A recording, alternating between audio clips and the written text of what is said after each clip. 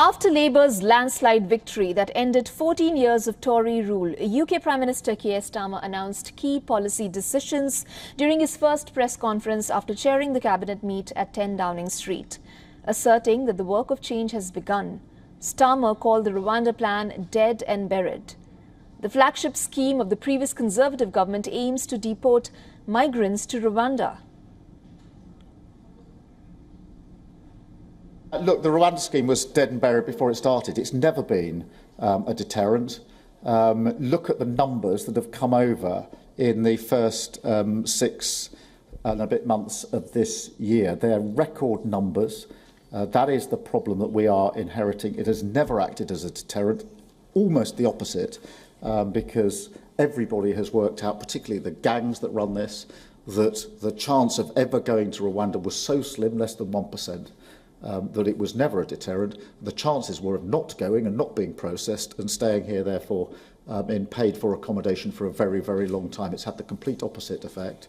And I'm not prepared to continue with gimmicks that don't act as a deterrent. A former British Interior Minister, Suella Braverman, said millions of pounds had been spent on the scheme, while speculating that there are bigger problems in store for the new government. Hundreds of excellent Tory MPs have been kicked out of office. We're now seeing Keir Starmer, install his government, scrap the Rwanda plan, for example. Years of hard work, acts of parliament, millions of pounds been spent on a scheme which, had it been delivered properly, would have worked. But there are big problems on the horizon, which will be, I'm afraid, caused by Keir Starmer. Starmer will visit the 4 UK nations before visiting Washington for NATO summit. Earlier in the day, Starmer met his newly appointed ministers to discuss the government's first steps towards change. His top team includes Rachel Reeves as Chancellor, Angela Rayner as Deputy Leader and Yvette Cooper as Home Secretary. This marks Starmer's first full day as the Prime Minister of the United Kingdom.